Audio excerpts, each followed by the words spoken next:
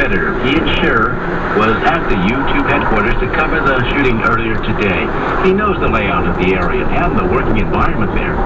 KCBS news anchors Jeff Bell and Patty Rising spoke with him as things were winding down there today. Ian, talk a little bit more about the working environment there. What's it like?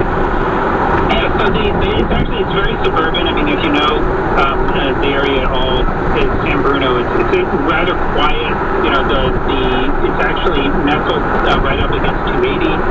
YouTube has a few kind of area buildings around that area, and so we were actually cordoned off the media area just next to where it was. So I was about a half block away from where they were leading people out. And there are several hundred people working there. And remember, YouTube is one of the largest video sites in the world. So you've got advertising people, you've got people doing partnerships. On top of the technical people making sure the website actually runs. And all these people, of course, were affected today. Of course, one of the ironic twists with all of this, Ian, is that this is a place, YouTube, where a lot of people would turn for additional information during a crisis like this between YouTube and its parent company, Google. How did those two entities handle things during the active shooting? Yeah, I thought it was really interesting. You saw Google itself actually getting very active on its Twitter account and keeping people up to date pretty quickly.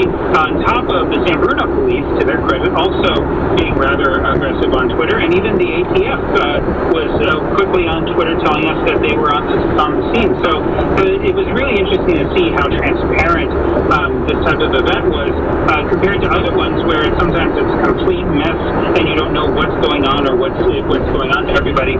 Google actually said that they'd set up a emergency hotline for their employees and alerted all of them to stay away from the area, and they set up buses to get people out. I mean, it was really quite organized, which is rather amazing. Ian, within the last few weeks, YouTube has not responded to all the focus on gun violence and agreed to keep a closer look at videos that appear on its site that contain gun violence. Could you talk a little bit more about that?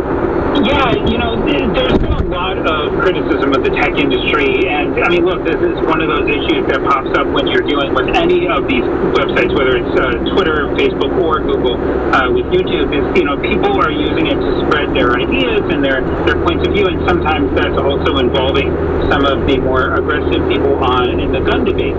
And so we've seen that some of these companies are starting to actually put a stake in the ground and say, look, we're not going to allow a certain level of involvement in this conversation. And so Google itself had started cutting down on how they were going to do this stuff. They actually have also been trying to kind of penalize some of the people involved on the extreme of the debate by removing their ability to make money off of advertising from their videos. And so, I don't think this was tied to any of this. From what we've been hearing, this was a domestic dispute, it seems, although I haven't been able to confirm that yet. But it seems as though that there is a larger issue that Google is definitely dealing with when it comes to guns.